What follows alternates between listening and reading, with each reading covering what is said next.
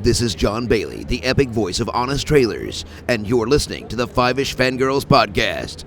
It's a Fangirls podcast with five-ish people. The tangents and squee will continue. Squee.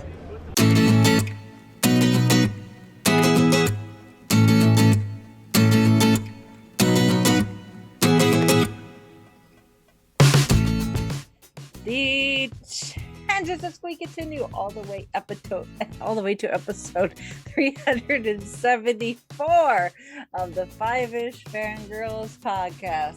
Just because someone stumbles and loses their way doesn't mean they're lost forever. Welcome everyone to this week's episode of the Five-ish Fangirls podcast. So glad you could join us. Let's start off like a New York with the virtual table and see who's joined us this week. This is Ian Belvedere. This is Holly from Wisconsin. And this is Rachel in Indianapolis, Indiana. Hello, everyone. Hello. Unfortunately, life got in the way, so we had to push recording back to a different day, and it's not a day that Chrissy's available. So unfortunately, Chrissy's not with us, and we're recording on our birthday, so that kind of sucks. Yeah. But we'll celebrate belatedly next episode. Yes. Yes. Especially considering also next episode is 375, which is crazy. Yes. Right? Yes. 375 episodes, 8 years. Oh my goodness. Wow. Mm-hmm. However, have we found stuff to talk about, as we were talking about before we started, about, I need to catch up on this thing. I need to catch up on this thing. I still haven't watched this thing. Yes. We're talking about this Marvel movie. We get another one in a month. Yes. It's just like the fandom world doesn't stop for us to catch up. It just keeps going. No, it does not. And then Netflix this week is having like their equivalent of fandom Christmas, essentially. So that's my segue into the news. And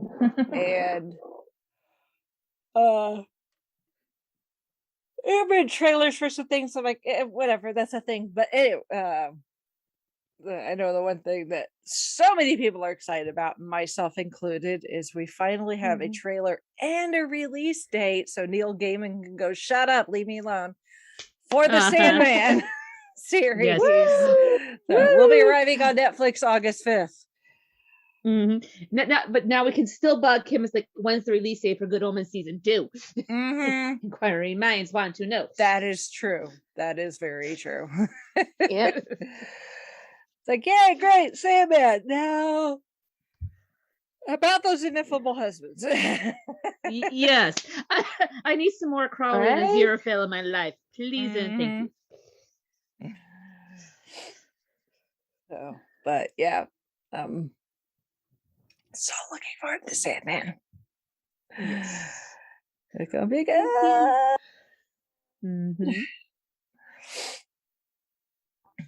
So, that's really it, actually. News-wise, it's been kind of quiet, which is probably a good thing. Everybody's otherwise occupied, Right? with their summer vacations or something. I don't know. But They're trying to get caught up like we all with other stuff. yeah, we're all too busy watching the stuff that we've been waiting on. Yes. So it's like, we'll tell you about more stuff that's coming after you're caught up. Like, thank you very much. I appreciate the thought. Taking my sanity into account. So, that being said, if you do need stuff to occupy your time, there is the most recent episode of Gold Standard, the Oscars podcast, in the feed, where we talk about the Deer Hunter. So that's wherever you find podcasts. And of course, we're in a new month, which means book club updates. Yep. Let's see if I remember correctly. Let me pull up the Goodreads. I want to say our book is, it's an audio, and I want to say it's Project Twilight. I believe so. I think last time I logged into Goodreads, it was Yes. like Yes. Holly Yes. has posted. Project Twilight. Yeah. Yes. Project Twilight. Yep. And then hold on. That's the only downside with the app. It does not show the voting poll, so I have to go to the main website. Hold music. Wasn't that one half of like essentially a two-parter? Yes. Yeah. I've got the project. It's like Project Lazarus, and then Yeah. there was one other one. Yeah. So I know Project Lazarus is part of that, and then a couple other. Because isn't it one of those that David Tennant makes his first appearance in Big Finish? I think so, or it's obviously one of the not as the Dalek. 10th Doctor, because this is way before. This is before Right. Doctor Who came back. But yeah, Yeah, Tennant just happened to be there. They're like, "Hey, we need a guy to play a random person on the street. You." He's Was like, that "Me? I can be before? Doctor Who. Great!" And he thought that was going to be like the closest he'd ever get to be actually big in Doctor Who.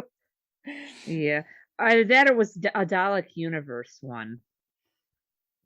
Oh. I'm pretty sure it's one of the project ones because he ends up being a victim. Sorry, spoiler alert. He only appears literally in one scene. He has like one line.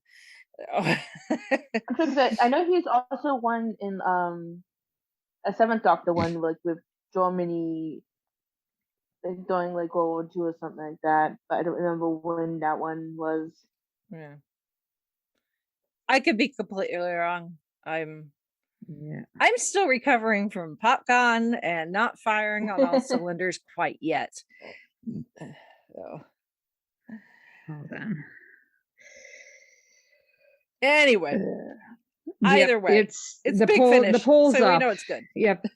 Yeah, and the poll is up for next month. So just click on the link in the tab and you're good. Yep.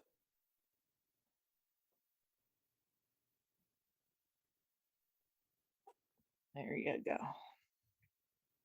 Yeah. And speaking of PopCon, real quick, as I yawn, like I said, still recovering. Oh my goodness, it was a weekend. Hopefully, folks saw the pictures and stuff that I posted from the weekend. Once again, I love PopCon.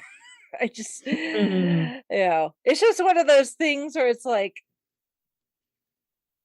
trying to explain like Disney World to someone. It's one of those things where like seeing, a musician live and in person, it's like you kind of have to experience it to get it.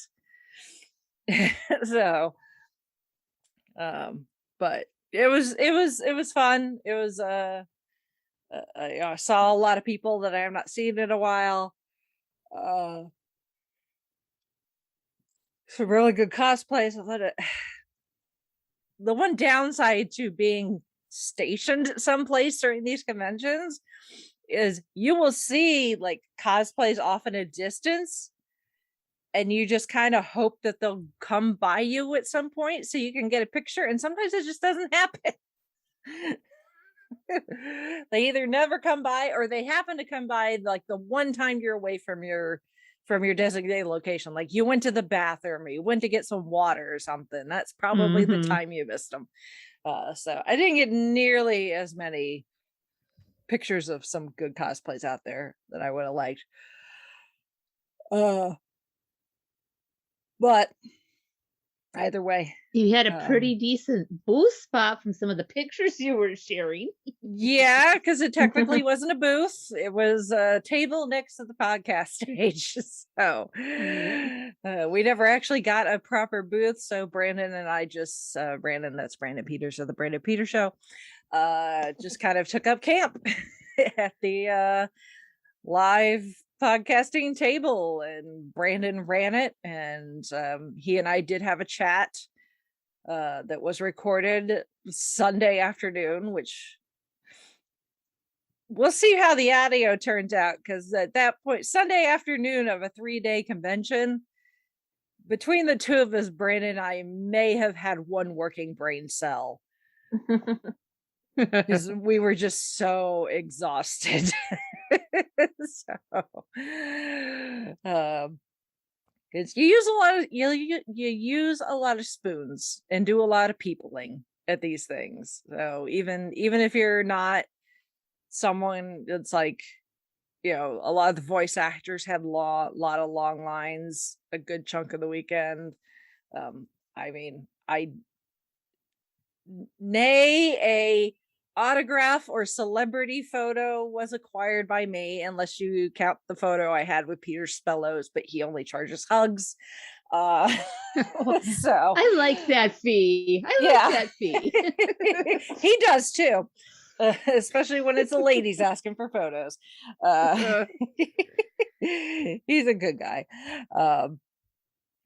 But yeah, it was just a lot of socializing on my behalf, and by the time it was over, I was like, okay, I'm peopled out. I love y'all. Let's do it again next year.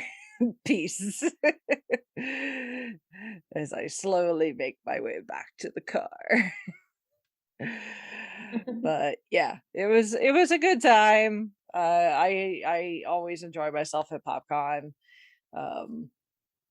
And I look forward to next year. So folks want to plan ahead. PopCon is going to be the last weekend in August next year. So plan accordingly. No, and unfortunately it was like that. There were like 2 weekends available at the Indiana Convention Center, and the other one was overlapped with something else big. So yeah, unfortunately, the Indiana Convention Center, the people that run it, when it comes to, even though the city spent millions and millions, if not billions, but definitely millions, hundreds of millions of dollars building that fancy new football stadium, tearing down the old one, expanding the convention center, building additional fancy hotels so that we could host the Super Bowl a decade ago. We host Indianapolis is automatically, and therefore the convention center is automatically the host for a number of events. So Gen Con, other than the last year where it had to be moved because of COVID, Gen Con is always usually in the first half of August. We always host FFA, their big convention. We always host the big, I can never remember what it's called, but it's like for the firefighters union, essentially. So there's some big conventions that are automatically on the calendar for the Indiana Convention Center. So those weekends are those dates are always already taken. And then things like the Final Four rotate. So we've hosted the Final Four, both men's and women's. We host the Big Ten tournament every year. So there's a number of things that automatically fill the calendar every year, and then everything else, they tend to give priority to the events that are going to bring in the most money. And that puts PopCon, unfortunately, a little further back in the queue when it comes to getting dibs on a weekend at the convention center. And for whatever reason, they don't consider PopCon significant enough to allow them to book multiple years in advance, like events like Gen Con get to. So they're essentially booking right as the first event is the current event is happening. So that's why PopCon has bounced around over this, essentially the summer season as much as it has in its 9 events of existence. So yeah, I know that weekend not necessarily ideal for some people, especially because that's the weekend before Labor Day weekend, which is when Dragon Con is in Atlanta, which is a big one. That also puts it at the post Gen Con. So there won't be a lot of time in between Gen Con and PopCon for recuperation, but whatever, it is what it is. I love PopCon enough that it's like I told them, like, you could have hosted over like Christmas and I would show up. So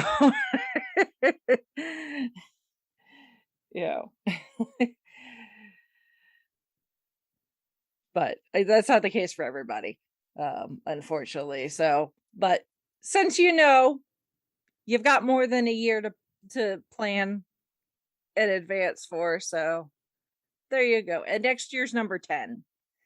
So next year will be the 10th PopCon, which I think is pretty darn cool. So we likey. But yeah, when I get the audio from Brandon, I will post that. It will go up as a little extra squee at some point. Whenever I get the audio from him. Pictures have already been posted on Facebook, and then video will be edited as I have time. So that's your TLDR PopCon wrap up for this year.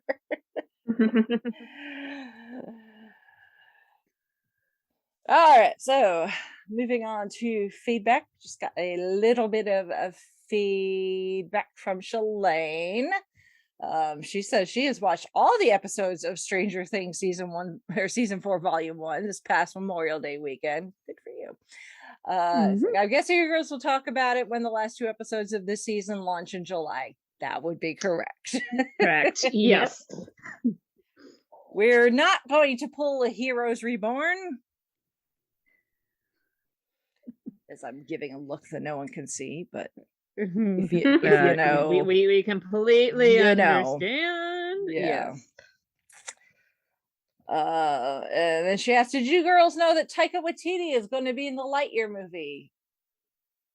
I think I knew that, but it doesn't surprise me. I think I did too. Nope. I was gonna say it didn't like ring a bell, but I'm not surprised.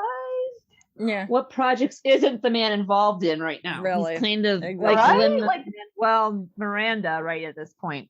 Busy. Mm-hmm. Oh. Not that we're complaining. No, not at all. Give me all the Taika. And then she says, I'm really excited for the Ahsoka TV series, so that we'll get to know more about her storyline after the Emperor's been defeated and after the end of the Clone Wars.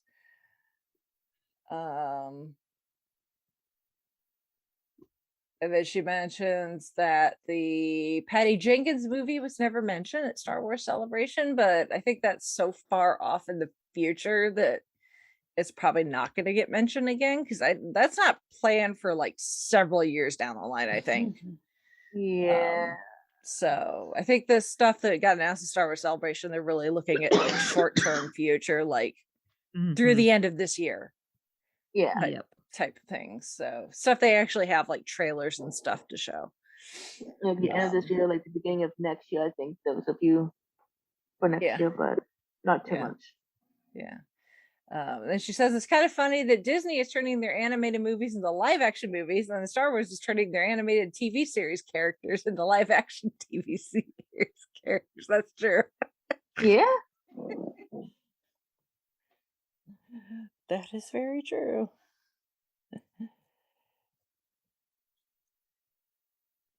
And it really doesn't matter either way when you're a cosplayer. You're going to do it either way. Yeah. The podcast stage was sharing a curtain divider with the 501st and Rebel Legion. So we'd just be minding our own business, and every now and then we'd hear like really strange noises, like the beep beep boop boops from the droids and stuff, and every now and then it'd be like, rah, like there's a Rancor on the loose or something right on the other side. So Nice. It was fun. And then she says, a couple months ago, I watched the movie Willow. Well, she's ahead of me. He says, I understand why you girls love that movie. And then she wants to know who else is a fan. I'm sure I will be once I watch it. Yep. Yeah. I'm a fan. It's good. It's good. Yep. So thank you, Shalane, for your feedback. Thank you. As always. All right, this is your spoiler warning Yes. for really the MCU up to this point. Yep. So, granted, we've covered things like WandaVision and What If already, but really spoilers for everything MCU related up to this point. So, because we are finally getting to Doctor Strange and the Multiverse of Madness.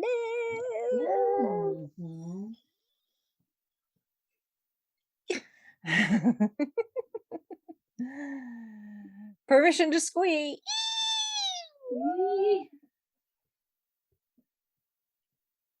Yeah. So, where do we even start with this? Obviously, directed by Sam Raimi. His first. Well, first of all, it's his first movie in almost a decade. He's been, I don't know what he's been directing, but it's not been feature-length movies for quite a while. He's probably been doing TV or something, I don't know. Or just producing. Who knows? This is his first superhero movie since doing Spider-Man. So yeah, it's been a while for him. He was not necessarily interested in doing a superhero movie because Spider-Man 3 did not go over well with people. So leave emo Peter Parker alone. That's all I gotta say.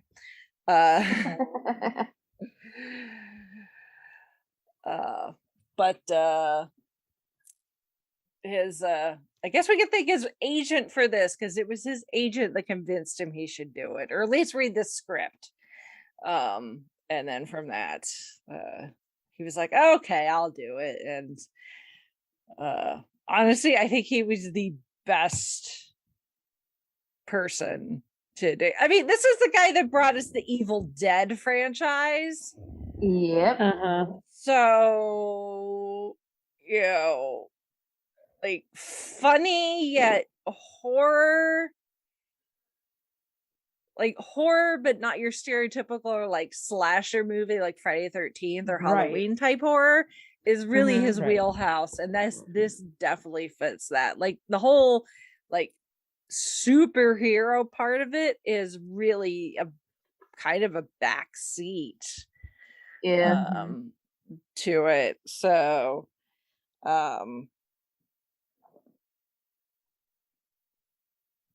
but yeah, this going into it, you know, obviously there was a lot of speculation about because the plot well, based on the trailers, I thought the plot was going to be fairly straightforward. I thought, and you guys can tell me if you thought this similar, I thought that we were going to get this whole broken going through different universes thing. This was going to be fallout from Spider-Man No Way Home. Yes.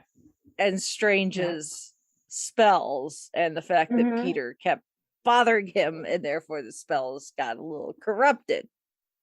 Yes. I was thinking the same. Yeah. And I was also thinking maybe they would connect that one episode from What If. I thought there might be that, but not really. I mean, we got. Go ahead, Brittany. I was just gonna joke like we got actually nods to a different What If episode. Yeah. We got And- nods to several What If episodes, What If actually. episodes, yes. And to Yeah. jump the gun a That's little right. bit, I was, it's like, okay, we're getting a Doctor Strange movie, but you could actually argue that this is a Scarlet Witch movie. Mm-hmm. But just under a different wrapping, considering how much of a focus she plays. That is Mhm. true. Yeah. And Yeah, she I actually was- thought, Oh, oh, sorry. go ahead. I was just like, I was actually kind of surprised of how much the Scarlet Witch was in it. Like, I didn't think she was gonna have like a small role, but she had a bigger role than I was expecting when I was going in. Well, I mean, I kind of expected, again, because of the way that WandaVision ended, that, Steven would be like, oh crap, I broke things when trying to fix Peter Parker's problem.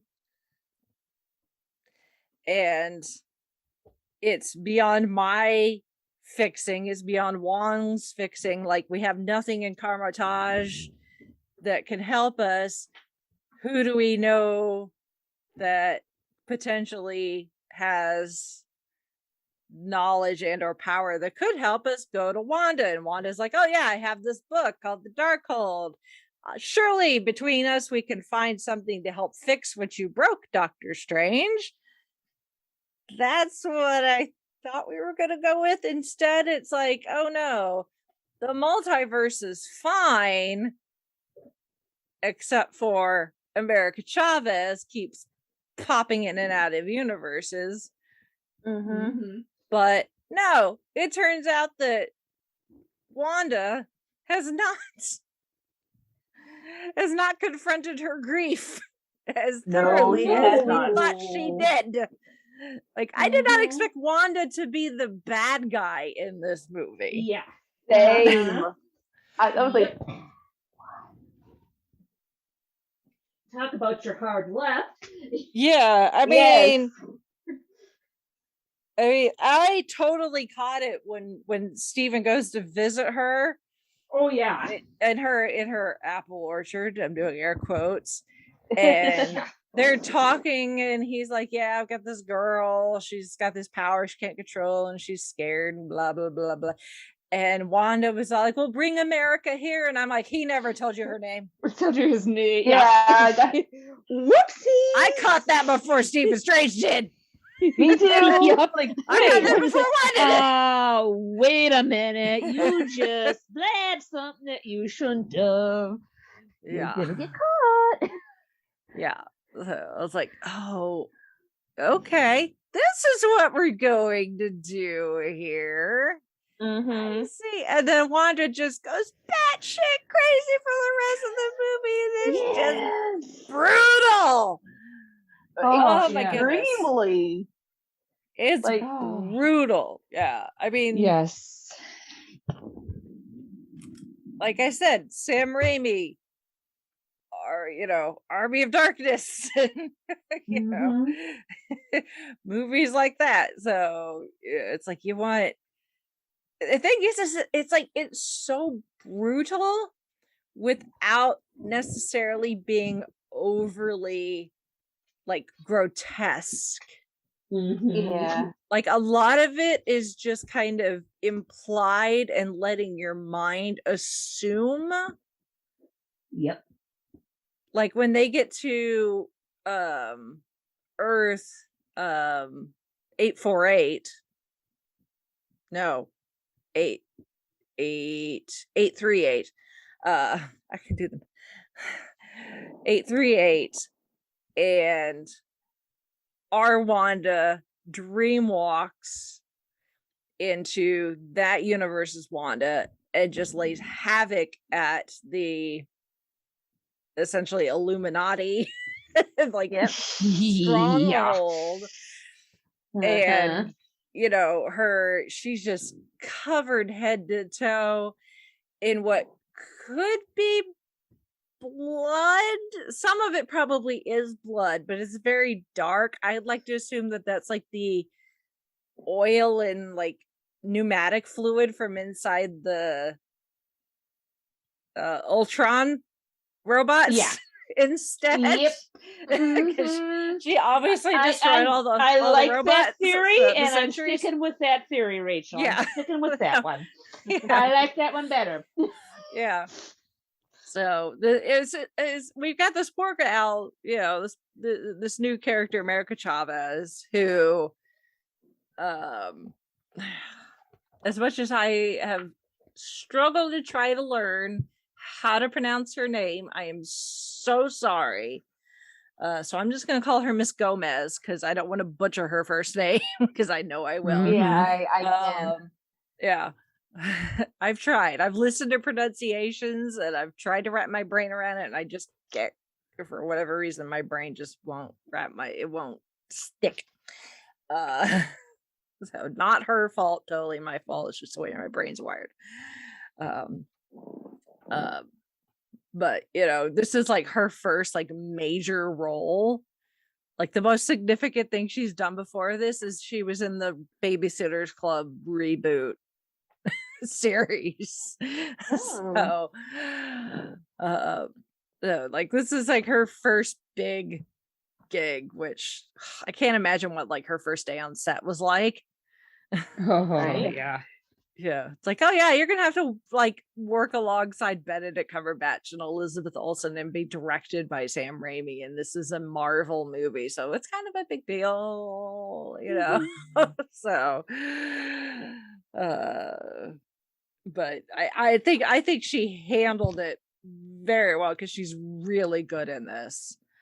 And you know, I think America is going to be a great addition to the new young Avengers that we're eventually gonna get, which, you know, we'll see if how much of the comics they decide to pull in, if she, you know, as far as the MCU is concerned, if she and Kate Bishop end up becoming BFFs. Right. So, Fun. I mean, they both love pizza. So Yeah. there's a bonding opportunity right there, a mutual love of pizza. We just have to remember that we need to pay for said pizza. You Oh, can't well, just assume at least that in our pizza's free universe. everywhere. Right, yes. In our universe, food has to be paid for, but you know, pizza balls. Kate's got pizza dog. Yeah, Lucky the Pizza Dog. Why not? You know, that's a match made in heaven, if you ask me.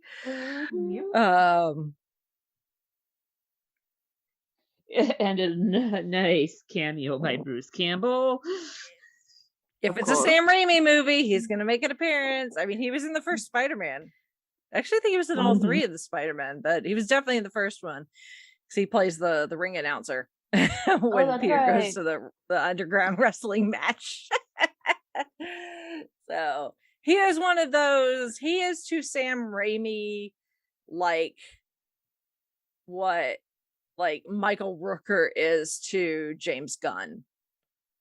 Like they have like these directors have like their BFFs and they put them in like everything. Yep. So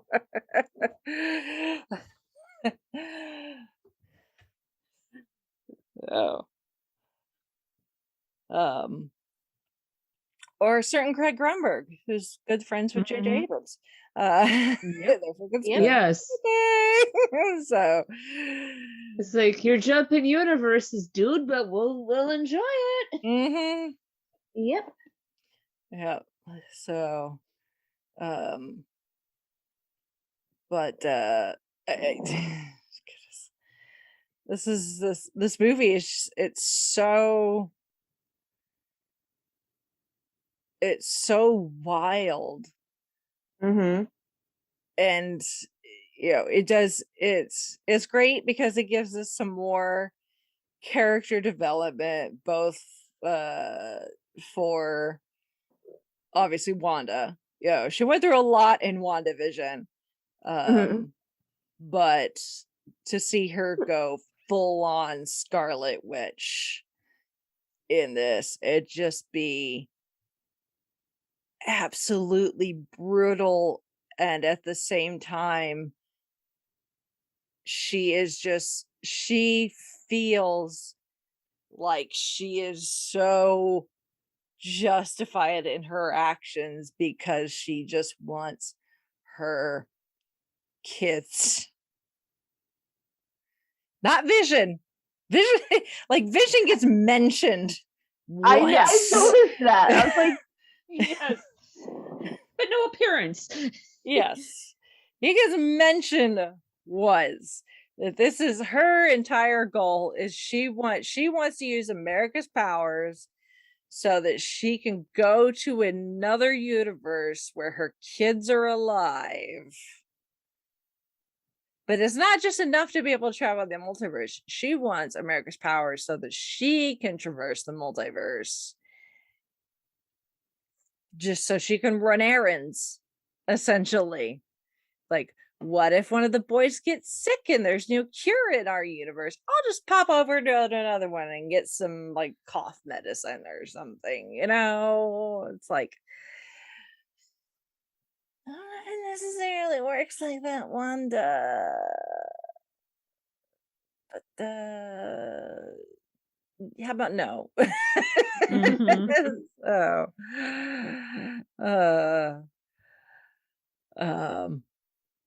And America is just like, I'm just a teenager zapping through the multiverse, seemingly with no control. Yeah. Which she's like, what do you mean you want me to open a portal? I can't do that. When I get scared, it just goes. I can't flip it on and off like a switch. And Strange is like, you better start learning. Which is kind of cliche. Right. But I mean, we've seen this before in other stories of you have this power, you can use it, and the person's like, no, I don't know how, and then their mentor or whatever is like, just believe in yourself and you can do it, and they're like, use okay, the Force, Luke. Yes, exactly. It's like Luke Skywalker, and take your pick. It's like, I can't do it. Yes, you can. Guess what? She can. Yeah. To a point is the thing. I do like the fact that she's like able to figure out how to open a portal her way. Yes. To save Strange and put 838's Christine back where she belongs. But then it's like, hey, if we bolster up some of your other talents and you'd be really talented, and then you could find your parents. But she's brought down several pegs right to where Dr. Strange was, barely making little orange sparks. Yeah. So it's like, you're a talented kid, but you need some refinement.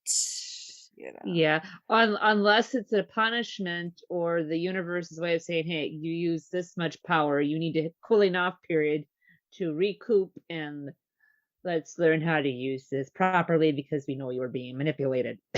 That could be it too. That could be too. So I mean, she's been running for her life. Yes. Through the multiverse I mean, when we see her when she steps on the memory thing and sees what the first time she accidentally opened a portal. I mean, in that she has to be like under 10 years old, right? Yes. And now she's like 16-ish, so ish. Yeah, so she's been bouncing around the multiverse for 8-10 years or something like that. So it's got to be exhausting. No matter how much pizza you consume.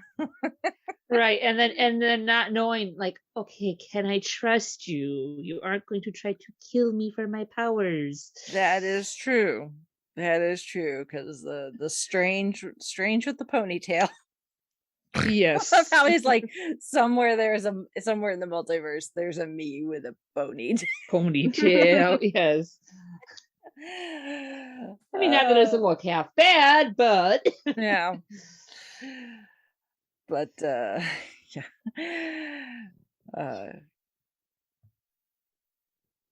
Yeah.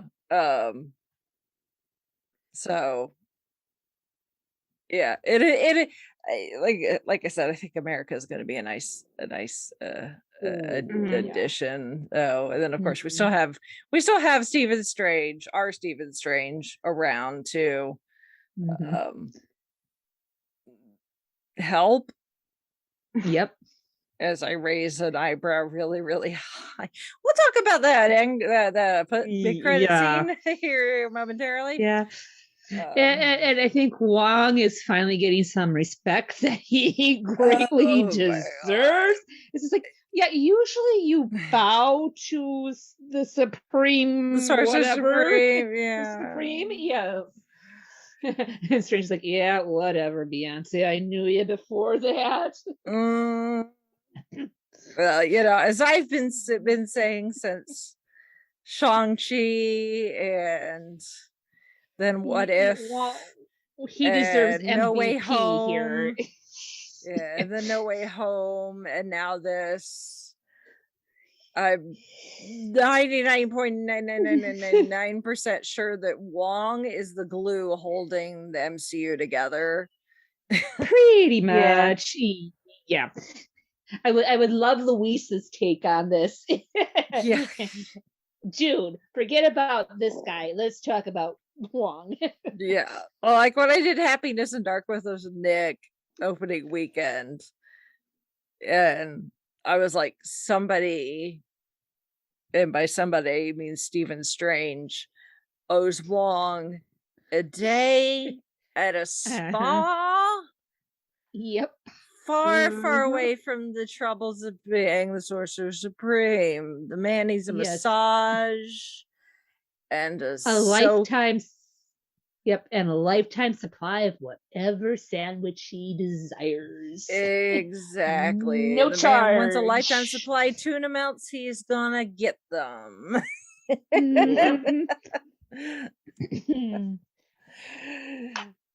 I mean, when they're fighting the giant octopus at the beginning, I mean, we've seen Wong kick some ass. But he pulls out some pretty badass magic. Yeah. In that opening like, where'd you come up with that? Yeah. So yeah, which was going to be Shumagorath, which is a comic book character, but actually the rights to that particular character are owned by someone else. Of course. Yeah. Because, well, because it comes from a short story written by someone else that's, you know, not Stan Lee or Jack Kirby or any of those people. So the person who originally wrote the stories, estate owns the rights to that particular name. So it's Gargantos. I just think it's funny because it's kind of a giant squid starfish thing, and it's like, we already did the giant squid starfish thing in the soft reboot of the Suicide Squad. Yeah, and if you tilt slightly, it almost looks like a beholder minus the eye stalks going off of the tentacles. Yeah. Yeah. But yeah, we see Wong throw some pretty gnarly spells out there, you know, and he doesn't sit on his laurels either. No. Once Strange and America get sucked off to the next universe. Unfortunately, Wong is like one of the few survivors left at Gamartage, and ends up being Wanda's the hostage ish. So even though he is aware that he is grossly outmatched by the Scarlet Witch, he's also not going to sit around and just wait for her to kill him either. So it's just like by the time we get towards like the climax of the movie, and we've got zombie Strange coming to the rescue, and Wong's like, I don't care, just help us win. Yeah. He's like, I don't want to know later. Just whatever, we just need to stop her, the crazy lady with the red outfit. Again, Wong holding the entire MCU together. It's just like, I'll ask questions later, we'll take care of business now. Exactly. But then we also get some nice character development from Stephen Strange too, which obviously I'm a huge Doctor Strange fan. R.I.P. all my other heroes. He's like one of the last guard standing, besides Wong from the main set. Please stick around for a while. I know Benedict Cumberbatch came into this a little late in the game, where he was a little older when they started out, but he can hold out for a little while longer, I hope.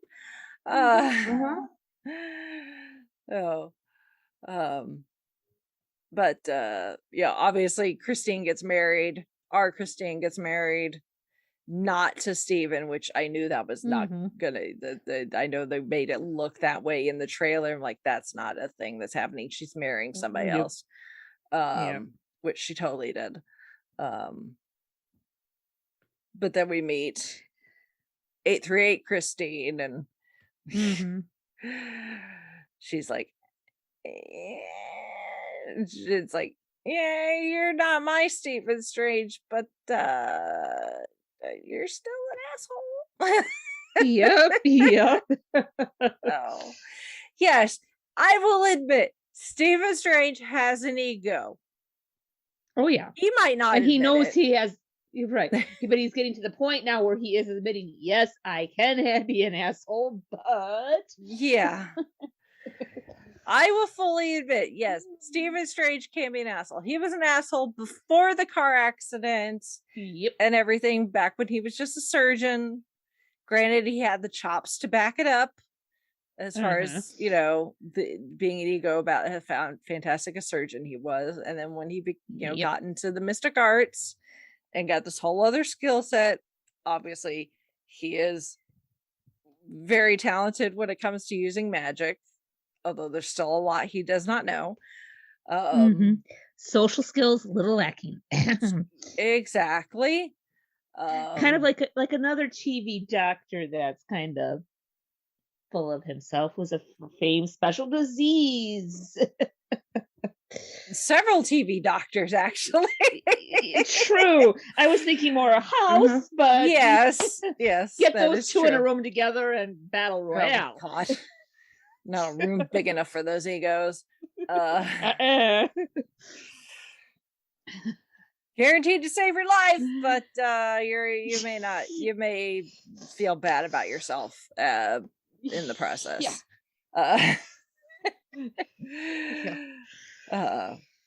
But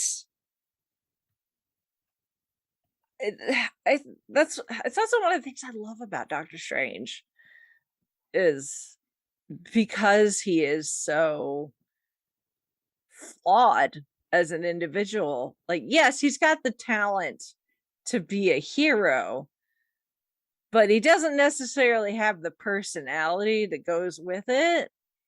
Because you have someone like Steve Rogers who had the heart and the personality and just needed a boost, in the actual talent department.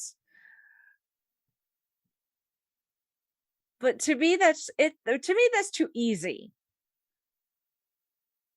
Obviously, if Captain America, Steve Rogers is your favorite, great. Everyone's got their, who they're gonna love. But I like my characters with personality flaws. Yeah. Stephen Strange, Tony Stark, Jessica Jones. They're all kind of assholes. But you know what? They'll piss you off, but when push comes to shove and you need somebody at your back to help fight the somebody terrible, they're gonna be there. And they're not gonna put, give you 110%. So there you go.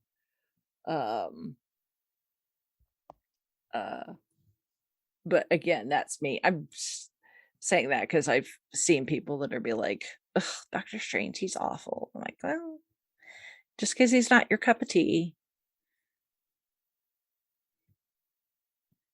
does not mean he's not somebody else's. So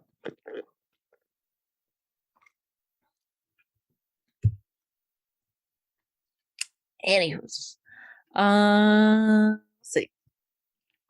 Oh, what was I saying? Yep, Stephen Strange. Sorry, went off on a tangent about Stephen Strange's personality. We get to see a more vulnerable side of Stephen Strange in this one. When we encounter whatever, I think people have been calling him Psycho Strange. The last alternative, Stephen Strange that we see, the one who's been completely consumed by the Darkhold. When that Strange wants our Strange to prove who he is, we finally get the mention of Donna, who is straight out of Stephen Strange's origin story. He had a younger sister named Donna. She drowned when they were kids.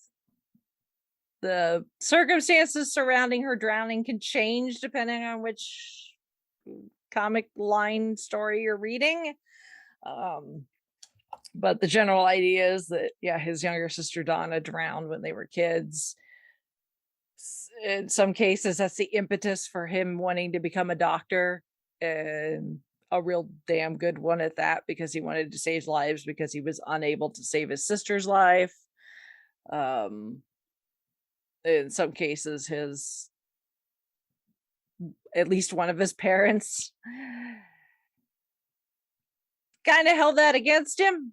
So he's like, okay, I gotta work 5 bazillion times harder because now my parents hate me because my sister died, which sucks. Kind of similar to Moon Knight, actually, in a way. I was just thinking the same thing. Yeah.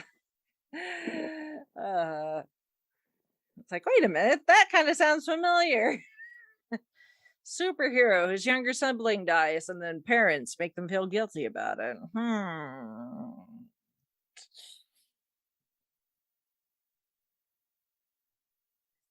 They don't necessarily get into that in this movie, but I know in some things I've read that is the case in some version out there, I think. I read a lot and I don't necessarily remember what comes from where. I just read, it gets stuck in my brain, isn't really that organized. But yeah, so we get to hear about Donna, and then because he doesn't necessarily have the guts to say it to our universe's Christine, he spills his heart out, not literally, thank goodness, to alt Christine. He's all like, I love you in every universe. I just can't say anything because I'm too frightened. And of course, the alt Christine is like, well, you need to get over that if you want to be happy. Mm-hmm. Because that's kind of the underlying thread through all of this is wherever you are in life, are you happy? Which doesn't necessarily mean, are you happy smiling 100% of the time, 365 days a year, 24 hours a day, 7 days a week? It's more when you truly sit back and look at where you are in life. Are you? Because I think there's a difference between happy and content, but I think they're also very similar. Mm-hmm. And, even when he asks Wong at the end, he's like, are you happy? And Wong's like, well, there's some things that I'd like to change, but there's enough going on here that I don't want to change that. Yeah, I'm happy. And that's kind of the way you have to look at it. And it's like, is Stephen Strange really happy with the life he has, even though he doesn't have Christine? And he is, at the end of the day. Is Wanda happy? No, which is why we end up in this mess in the first place. Yes. Thankfully, I think she finally has come to terms with everything. So, I like the fact that they brought that around where, she's like, I'm going to go to a different universe where I can be with my kids. And I don't remember if it was Wong or Strange. It was all like, well, what about that universe's Wanda? Yeah, what's going to happen to her? Mm-hmm. She's so consumed that it never really occurs to her. Because she just thinks she'll just be able to step in and, Billy and Tommy will be none the wiser. Until essentially America's like, I can't bring your kids back, but I can give you what you want, and sends her to one of those universes, and Billy and Tommy are like, witch. Yeah. Don't hurt our mom. She's like, wait a minute, I am your mom. Nope. What you thought was gonna work, backfires. Yeah. It's like, you were little kids watching Doctor Who. Hide behind the couch. Yep. Oh yes. Yeah. No, because I think that's what Wanda really needed to say. Is because what happened in WandaVision was her building up this fake reality that was so artificial. But that's the memory she has of the time she spent with her kids. So while her love for her kids, I'm sure, is absolutely genuine, the circumstances and the memories that she's created around them about, being a mom and, making them snacks and letting them play and, tucking them in, for bed and taking them trick-or-treating and all those things that we saw in WandaVision. She has this like rose-colored, idealized image of what being a mom is, not taking into account that was never, it's not real. And I say that, and I mean that in a couple different ways. Like, it's not real in the fact that obviously she created it, the hex and everything. But it's also not real because she based it on television, which we all know, for the most part as society, that it's not real. We hear from, the other generations, they reminisce about the olden days. Like, back in my day, Or I wish things were so much, people are like, I wish it was like on, Ozzie and Harriet and Leave It to Beaver and I Love Lucy. And it's like, that's not real. The real world and real life has never been the way that TV has portrayed it. Even reality TV shows, as I'm doing very big air quotes, are not real, even though they have the word reality in the title. They are not real. They are made up. It is all for entertainment. And I think that Wanda really needed that heavy dose of reality, like real reality, like being a parent and loving these kids is not the, yeah, you're gonna have the fun stuff, you're gonna be, there's gonna be the taking them trick-or-treating and tucking them in at night, like we see in the dream that she's having when she's first brought into the movie. But it's like, those are the Instagram moments, and it doesn't show the reality of just how hard just living life day to day is. And the use of the Darkhold has twisted her so much to the point where she has lost touch with that, with her humanity. And it takes the two beings that she loves most in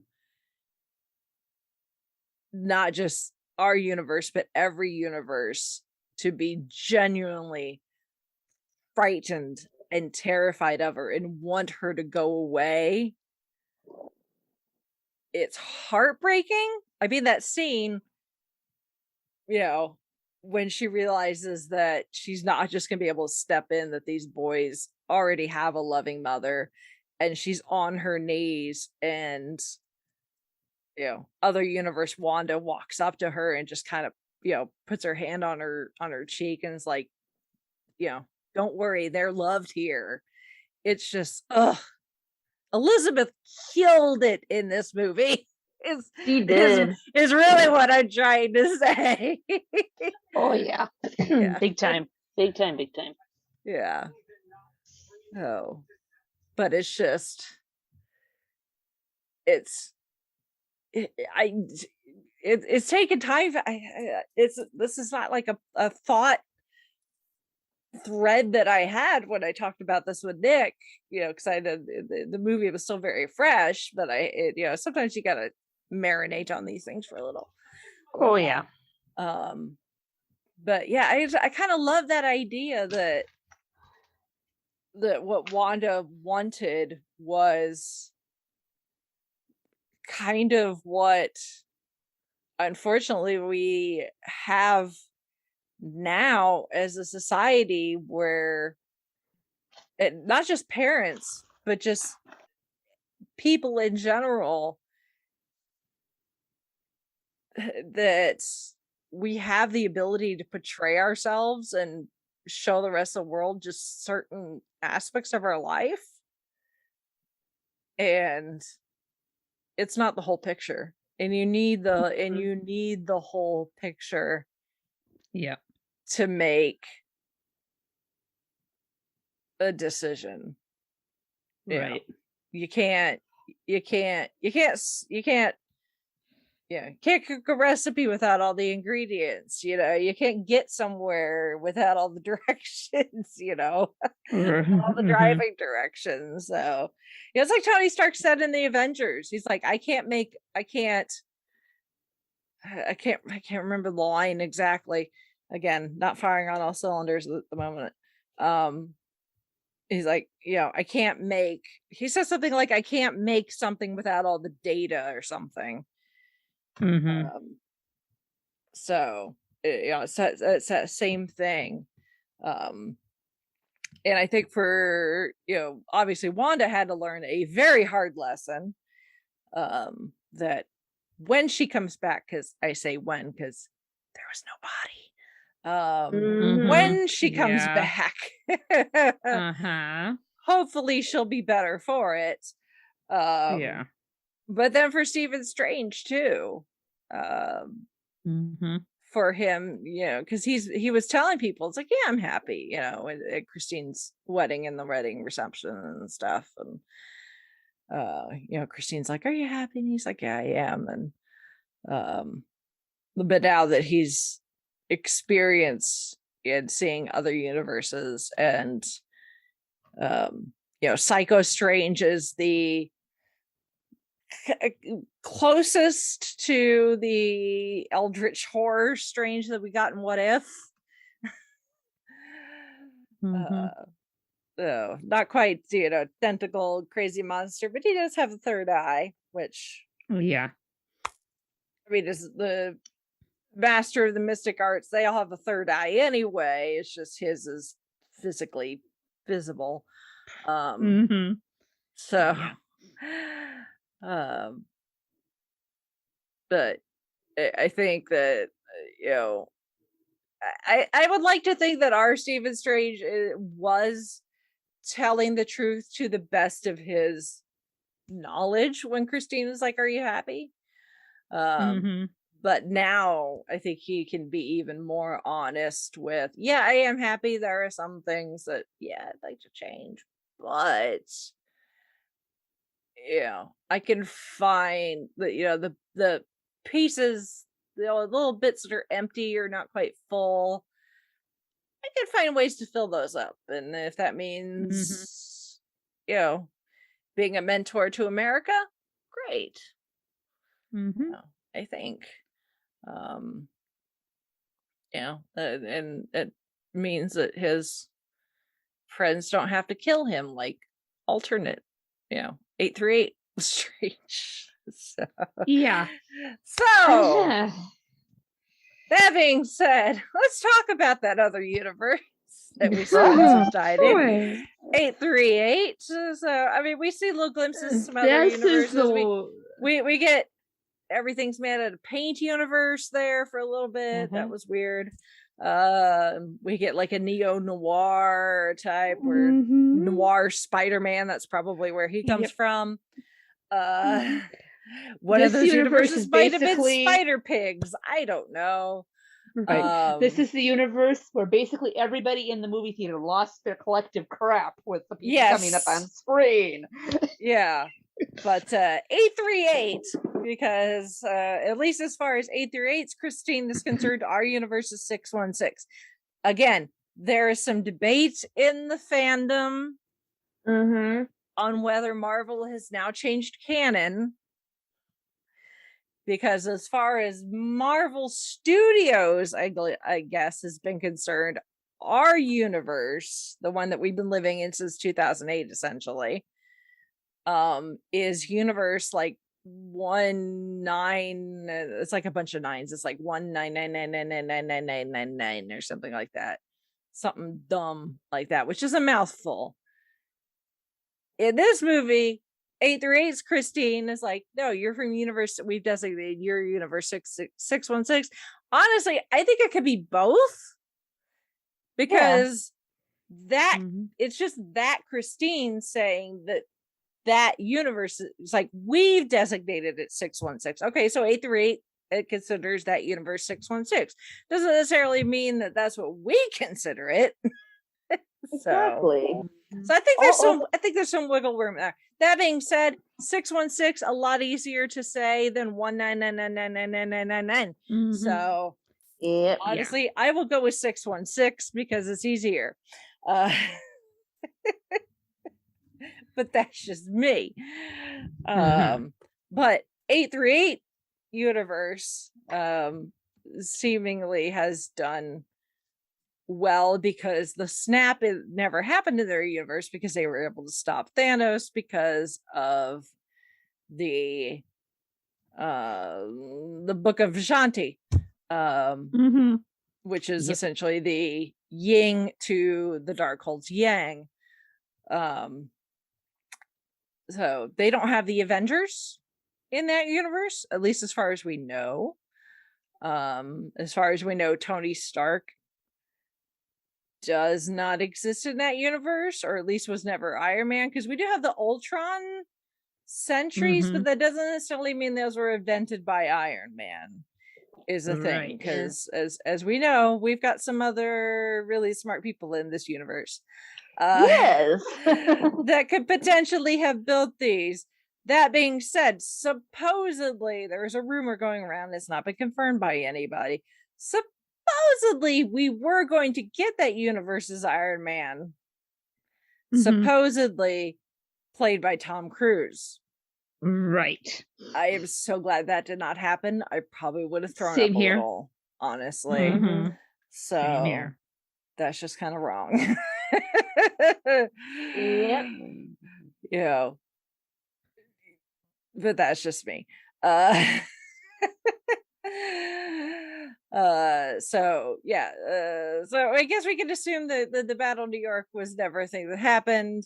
New York actually looks like a really nice, thriving place. Like there's like buildings covered in like plants and flowers and stuff. It looks really, really nice. It's not the dark, gritty New York that we see in a lot of movies.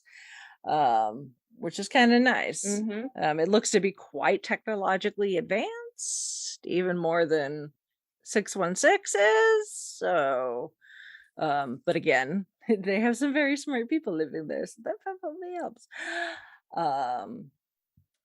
So, but yeah, they were able to stop Thanos before he was able to snap half their universe away.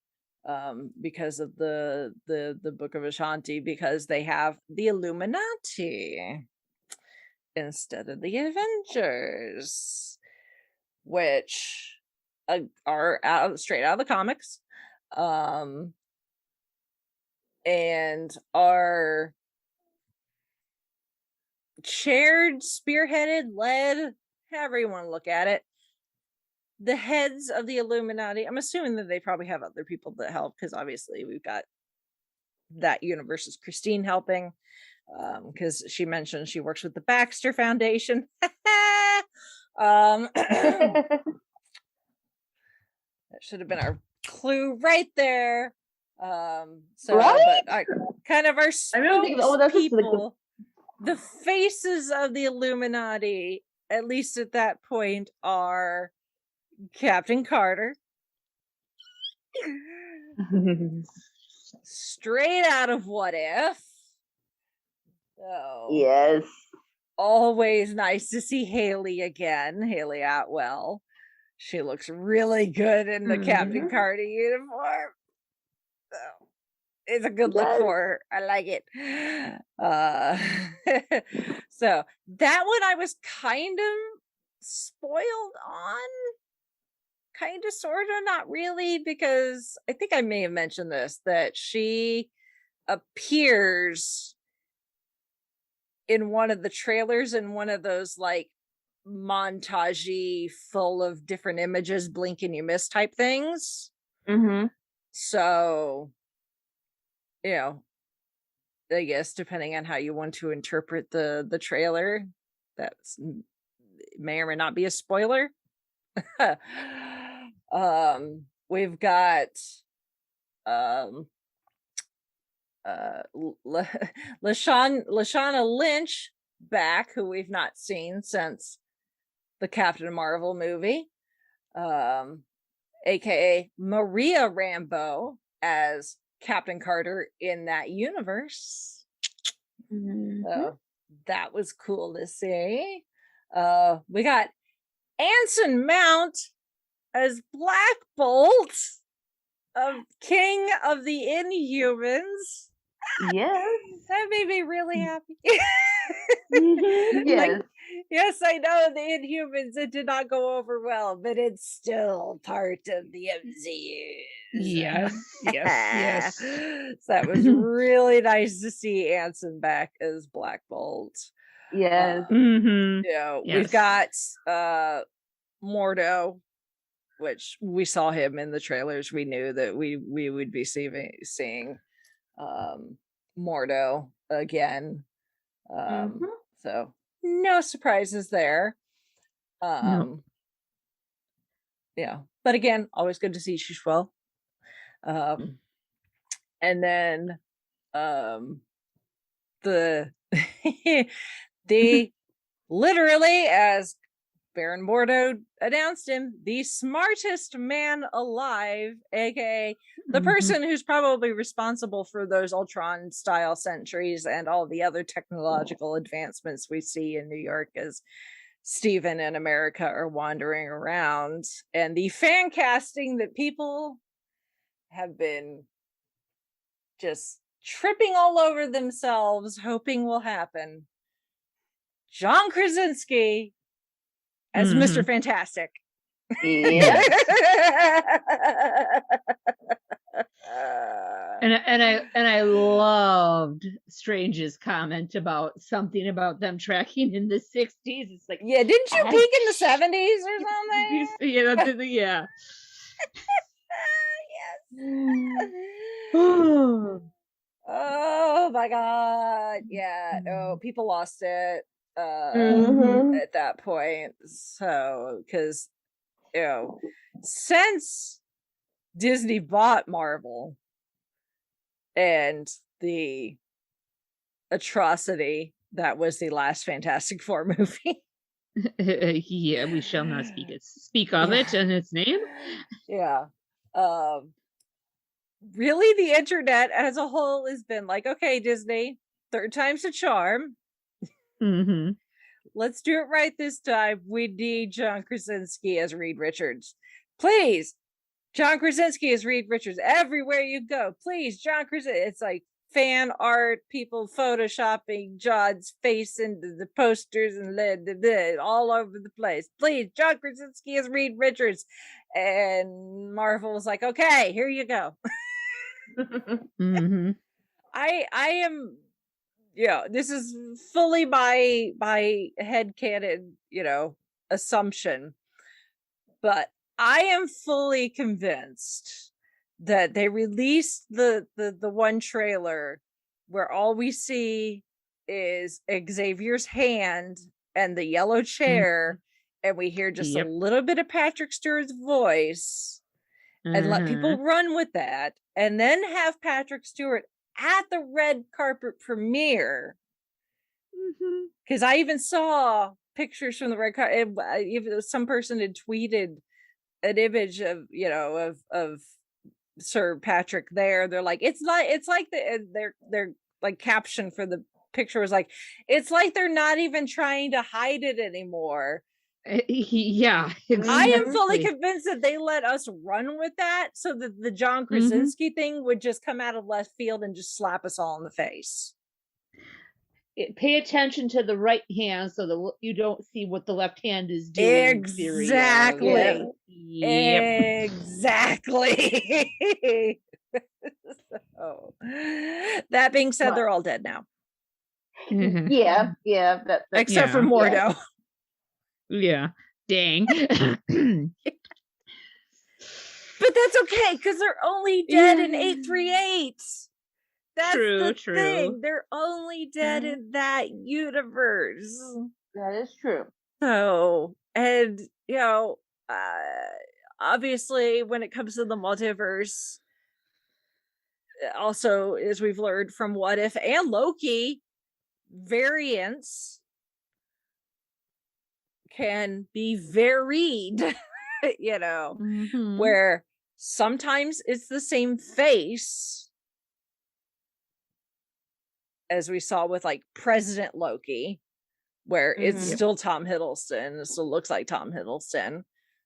But then we have like Kid Loki or Alligator Loki, Loki. So maybe that kind of ruins my theory actually a little bit.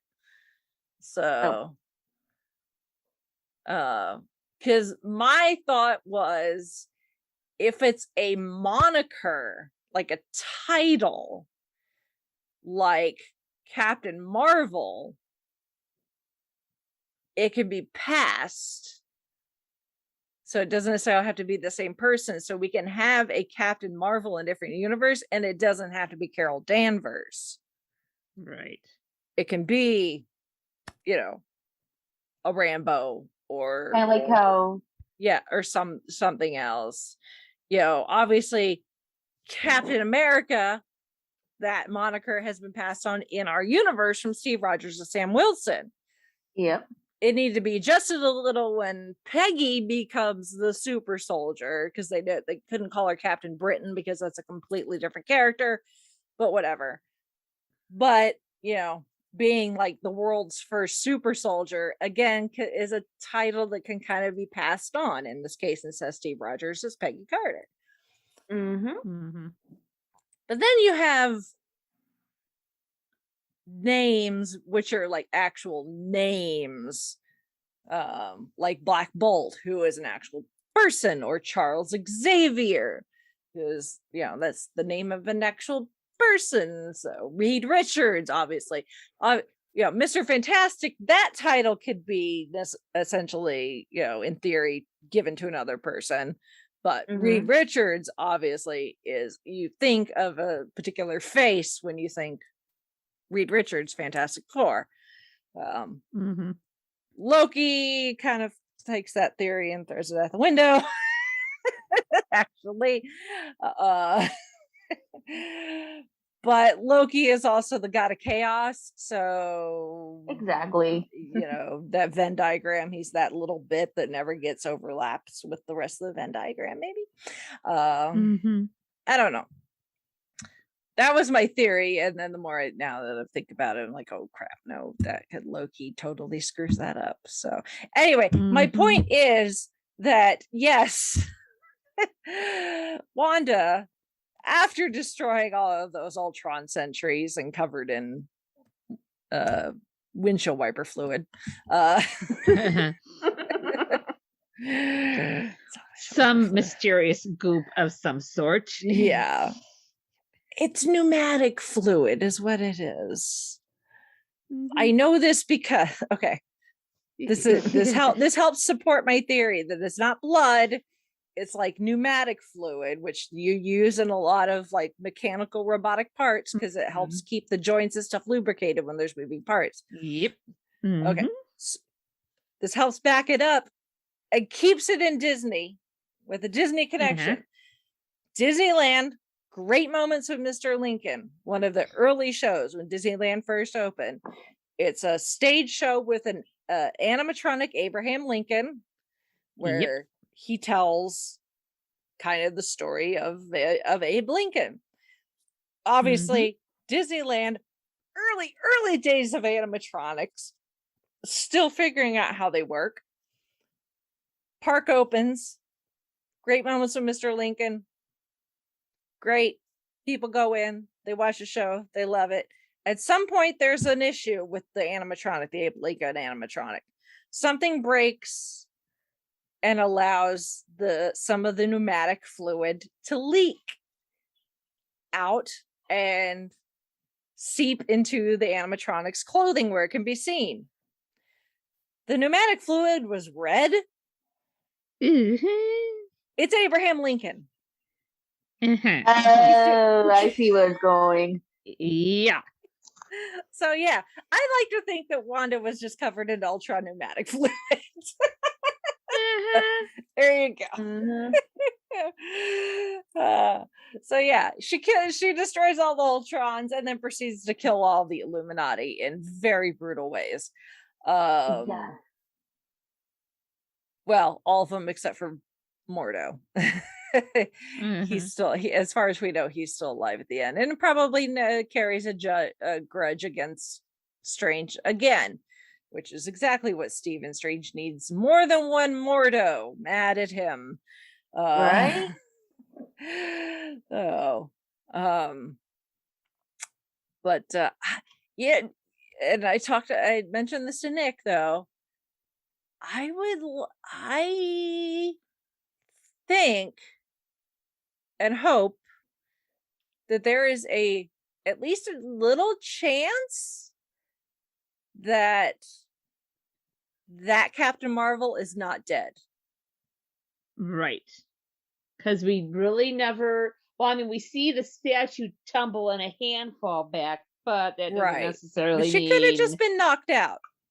Right. Yeah. She could be knocked out cold and Yeah. all the internal organs and everything else a-okay. Yes, exactly. Because as we know, Captain Marvel, at least our Captain Marvel, is a really, really tough gal. Tough cookie. I mean, yeah. I mean, she's up there power-wise with Wanda. I mean, she almost took down Thanos all by herself. Exactly. So it's like, yes. It's a giant statue, and they look kind of brutal, but she could also take on Thanos by herself. So I think it's gonna take more than a giant concrete statue to take out Captain Marvel. Yeah. Unfortunately for the rest of them, it's kind of hard to recover from what happened to them. Yes, that is true. Peggy being, well, not that we actually see it, but being disemboweled with her own shield. Yeah. And we don't know if it actually got to the point where she became two separate pieces, but she definitely got it right through the guts with her own shield, unfortunately. Yeah.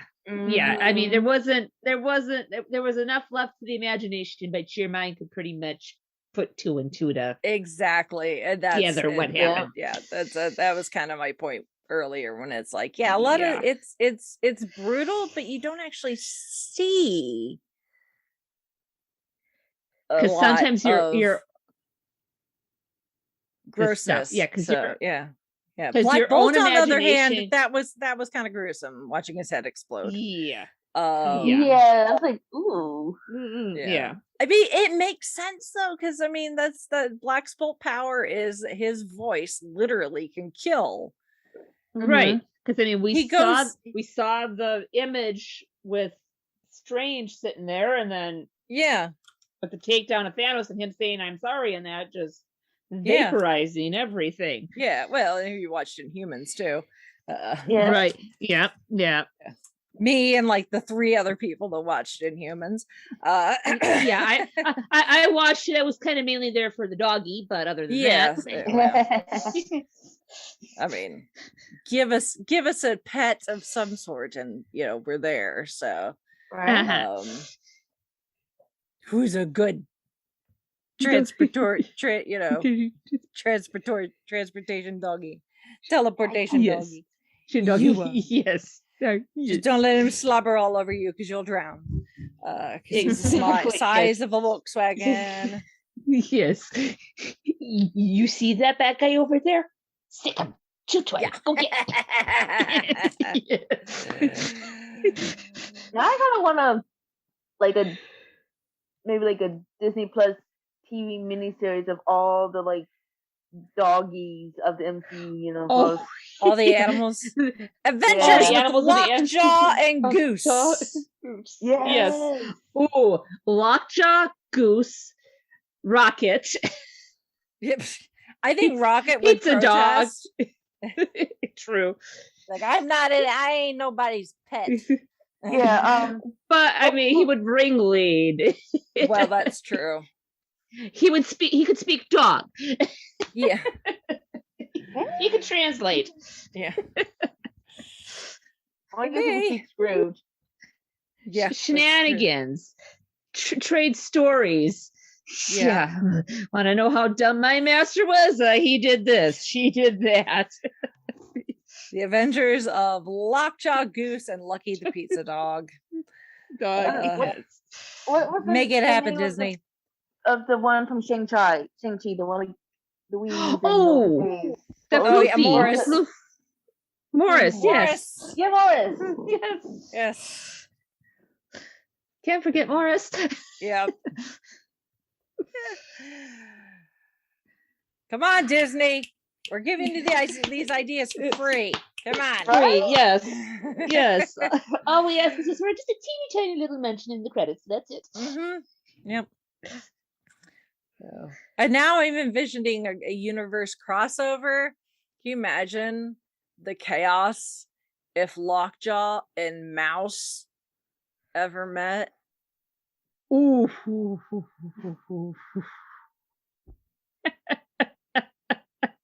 We're talking Mouse from Dresden, correct? Yeah. I heard yes. yeah.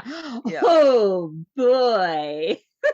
It's funny, like I never read That those would books, be but I had a feeling that's what that interesting. was referring to. I'm like, Yeah. Yeah. what?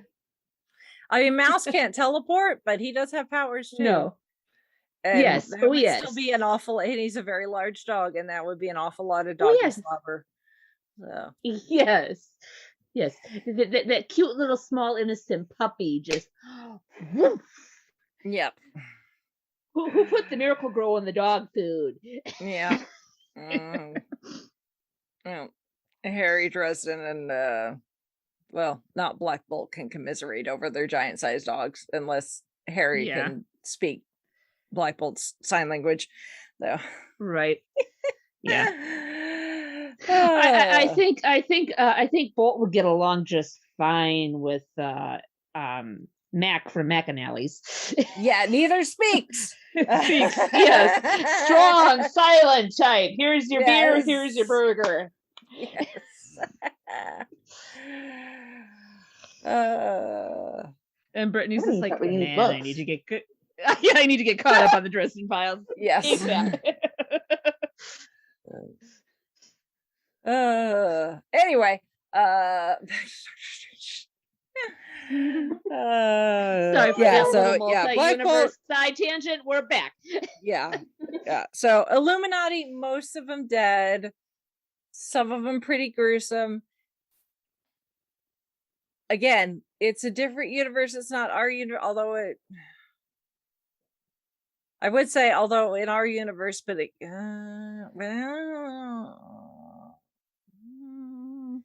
again, it 20, depends 40, on what they. 80, It depends. 50.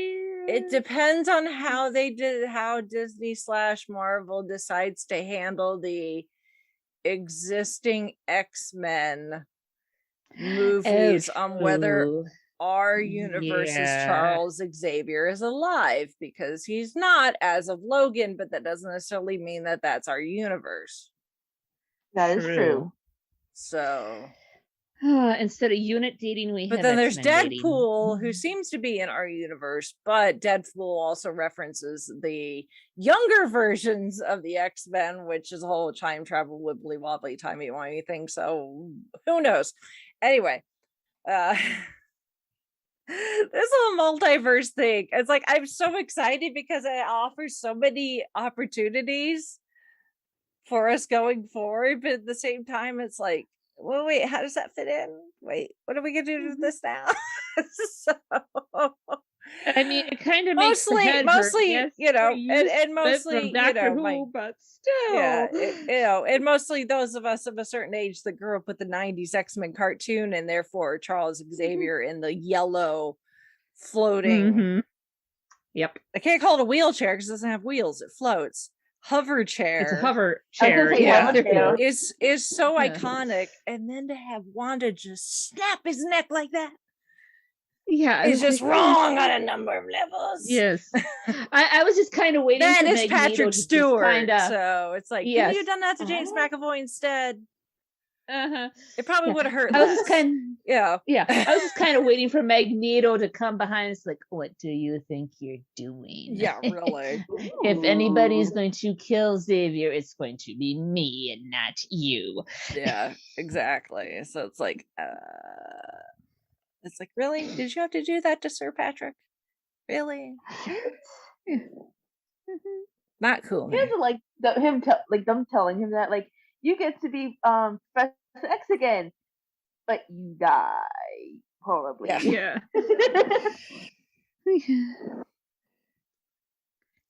His agent's calling him up, like, "Yo, Patrick, how would you feel about being Professor X again? You get the yellow hover chair this time." He's probably like, "Oh, what do I have to do?" Well, you get to be essentially yourself, wise and kind and all-knowing, and then Elizabeth Olsen's gonna snap your neck.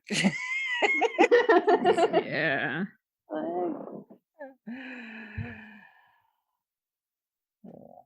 Oh my goodness. But that's universe. It's that universe. So like because I know a lot of people have been really royally pissed off. Like finally, we finally get the John Krasinski as Reed Richards, and then you go and kill him. It's like that's not our universe. Right. He can still be Reed Richards in our universe. Maybe he doesn't have a beard in our universe. Right. This And is that's like, how we let's tell the back up the haterade train for just a second. This is one verse in how many verses that we don't know about? I mean, we know the making the movie, so like, and I doubt they're gonna just cast him for like that one bit. I'm sure. Yeah. Oh no, yeah, that's the other thing too. It's like you can't finally give people like,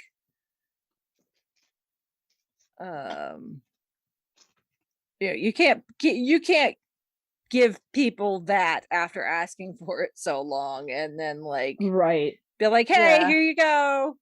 Oh nope, taken away. Yeah, like what? 10 minutes of him, I think 10, 15, something like that. Yeah, And then it's like it's a kill 2-hour him. movie, and he's on screen for like 10 minutes. Yeah. So, it looks really cool, but yeah, yeah. I mean, My entire all the fan art definitely got it right. Either Yeah. that or they designed it after the fan art. Maybe a little see. column A, a little column B. But yeah, I severely doubt that's going to be the last time we see Krasinski as Reed Richards. So Yeah. yeah, it may not look exactly the same, but yeah, that's now as far as the rest of the Fantastic Four, that's up in the air.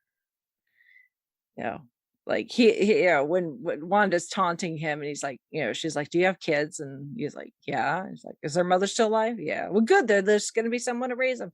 So he's married and has kids. Hopefully it's to Sue Storm in that universe. We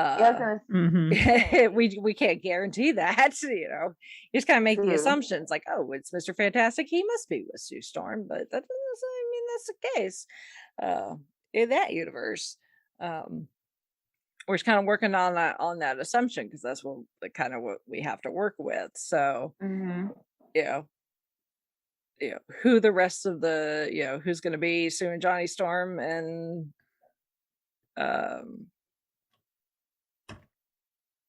why can I never remember Ben? There we go.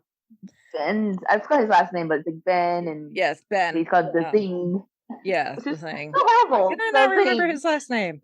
It's like Grim or Grims or Grime or something like that. Yeah, something like that. Something like that. Yeah. Yeah. I'm tired. It's been a very long, like, week and a half, 2 weeks. Grim. Ben Grimm. Ben Grimm. Yes, there we go. Hey, see, together, one working brain cell. So yeah, it's completely, at this point, it's up in the air who they're going to be playing the rest of Fantastic Four. I know a lot of people want John's real life wife to play Sue, which yeah, sure, why not? We know they can work together well on screen together, so they might place movies as a couple, and they seem to get along well. So, but time will tell about the Fantastic Four, so we just kind of have to wait about that. But I kind of want to joke about, like, whoever is Emily Blunt. There we go. Goodness, I'm terrible with names today. Like, I can see your face in my head, I just cannot remember your name. It's like she played Mary Poppins. Yep. So yeah. But back in our universe, well, most everything's hunky-dory. Right. Or the illusion of it being hunky-dory. The illusion of it being hunky-dory. Unfortunately, with that mid-credit scene, we learned that things maybe aren't so happy-go-lucky because of Strange bouncing around the multiverse and using the Darkhold. Granted, he only used it the one time. Because all copies were destroyed after that, thank goodness. And at least his fingers weren't black like the other Strange and Wanda. And Wanda, yes, that's a big indicator on how much of the Darkhold how much time you've been spending with the Darkhold. Whether you look like you've been playing in charcoal, or you let your kids play with finger paints and they mixed all the colors together, you'd end up with that weird black brown color. But as we learned in that mid-credit scene, that all the messing with the multiverse, there is still an incursion occurring, which is when someone stays, I guess essentially someone from a different universe stays in the wrong universe. It causes their universes to kind of come together and kind of smush. And eventually it causes the two universes to essentially destroy each other. They didn't get too detailed into it, but yeah, there's an incursion happening, and Steven has to fix it, but thankfully he does have help because obviously Wong still busy being Sorcerer Supreme, but he has the help of Clea, who I was not I expected Clea to pop up at some point because again, she's another major character with Doctor Strange in the comics, and she's married to him at one point in the comics. Doesn't seem to be the case, at least at this point. He doesn't really seem to know who she is when she shows up. But I guess a potential love interest in the future now that he's kind of come to terms with his feelings for Christine. So maybe, possibly. I mean, she's being played by Charlize Theron, who is a good-looking woman. So, you know, you can't ignore it. But we also learned that R. Strange, even with his, little traipsing through the Darkhold, that his literal third eye has been opened. Which Clea doesn't seem to react to it at all. So she either does not think that is unusual, or she's got bigger fish to fry and isn't too concerned about it at the moment. Maybe. Or maybe it's just because it's Stephen Strange and she's just like, whatever. I've come to expect things from a guy with the last name Strange. We'll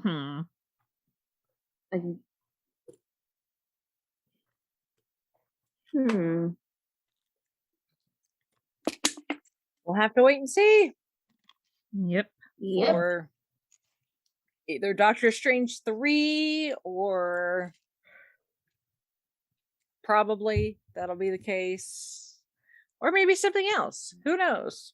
Maybe this is how we get the Fantastic Four. That could be. That would be nice, instead of them coming in and be like, hey, Fantastic Four, hey, look, Victor Von Doom. Like, we've done this before. Yep. Can we not with Victor Von Doom? Please and thank you.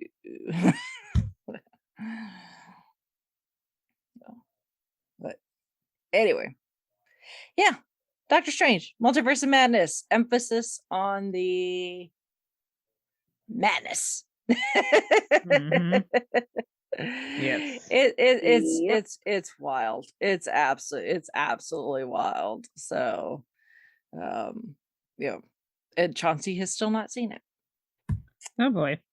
But it's going to be on Disney Plus in a couple weeks, so Yep. it's going digital on the 22nd, I think is what I read, of June. So Sweet. I think at this so. point, we'll just wait till it drops on Disney Plus, and then I'll make him watch it. He still needs to watch What If. Oh boy. Is the thing. Yeah. So Mm-hmm. although honestly, I think you maybe could watch it without watching What If. He'd I be think okay so, like- because You Mom definitely didn't had watch to any watch episodes of What WandaVision. If.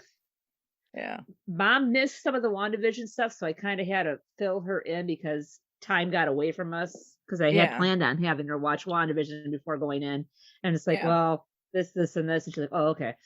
So, I mean, even without her seeing WandaVision, she still enjoyed the story for what it was. Yeah. Yeah. Yeah. Which is good coming from someone who hasn't seen everything in the MCU. So yeah, I would say of the two, WandaVision is definitely the more important. Yes. Yeah. If you can fit What If in, great, because it does kind of give you an idea of how the MCU is treating the multiverse and the idea of the multiverse. Right. And exactly what kind of powers Steve's been playing with. Right, exactly. And how messing with the multiverse can cause issues, like in the Psycho Strange episode. That one's kind of important as far as that, but I think you could also probably watch that after the fact and be like, oh, okay. You don't necessarily need to know how Captain Carter came about. Right. Especially as I But think it is kind of cool. I think it's confirmed that that's not the same Captain Carter. Yeah. I think I've read that. Yeah. But she probably has a very similar origin story, would be my guess. Right. Probably. If I had to guess. But that is me. I can think of too many different ways you become a super soldier. Yeah, that is true. That is very true. So, all right. Anything else? I think we got it covered. Can't remember we mentioned it, but I love the music fight. I thought that was really cool. Oh, yeah. Oh, yes. Yeah, that's one of the coolest. Yes.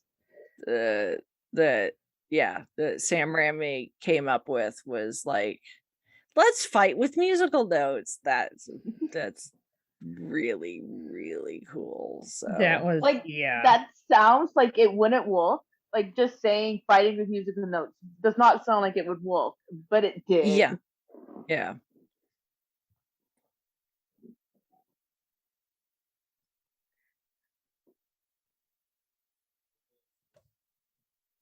Yeah, I mean, visually, this movie is just like, it's a knockout. So, I mean, I would, I don't necessarily would want to have this one like on repeat because it is kind of brutal, but I can almost see myself having it on with the sound off.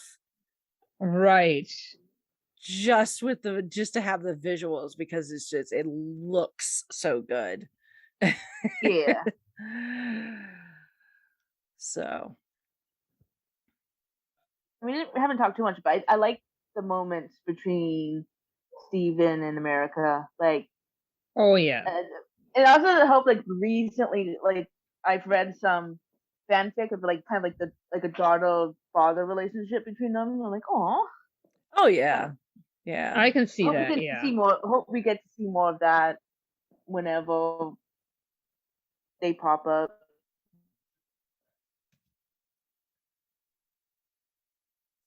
Yeah, I hope so too.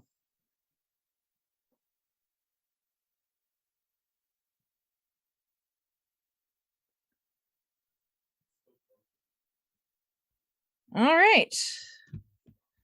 Unless anyone has anything else. Nope.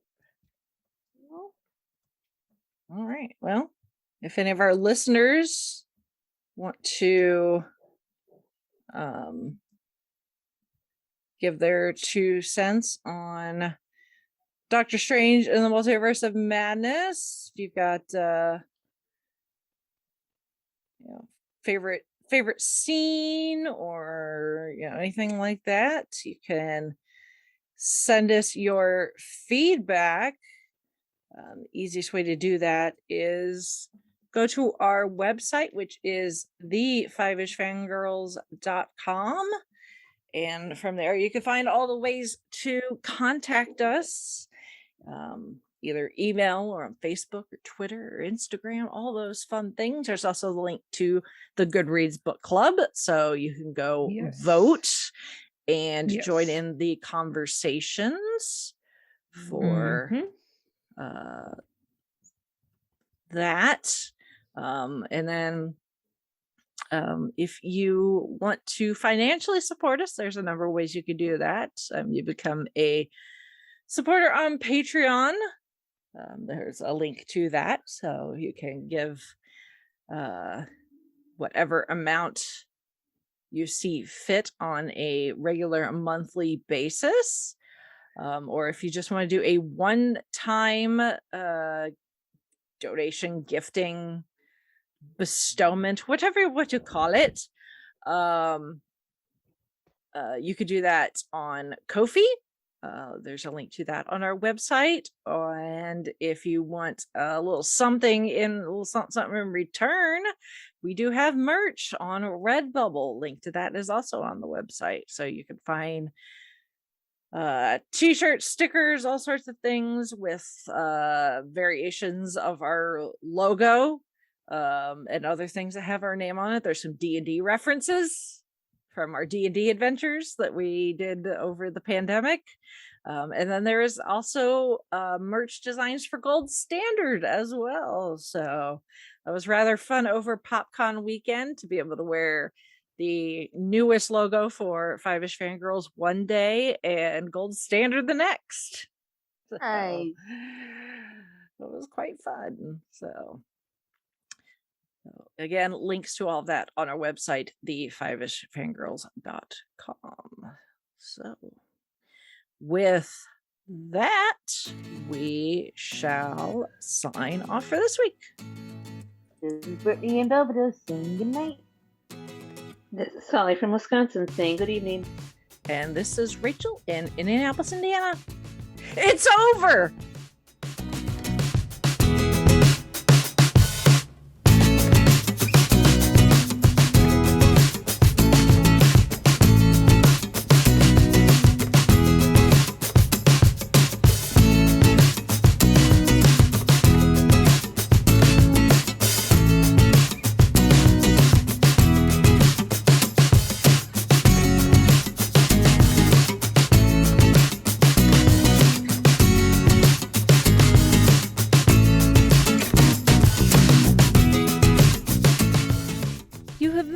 To the Five-ish Fangirls podcast. You can find more episodes and information at the5ishfangirls.com. Any and all books, movies, games, and any other forms of media mentioned are owned and operated by the respective copyright holders. No copyright infringement is intended or implied.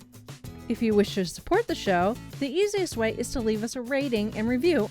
More ratings and reviews will make it easier for others to find the show. If you wish to support us monetarily, you can do so at patreon.com/5ishfangirlspodcast. All money goes towards fees and equipment to keep the show going. For official Five-ish Fangirls merchandise, visit redbubble.com/people/5ishfangirls. We love hearing from our listeners and encourage feedback. You can email us at fiveishfangirls@gmail.com. You can also like and follow us on Facebook at facebook.com/5ishfangirls. Thank you so much for listening, and may the squee be with you.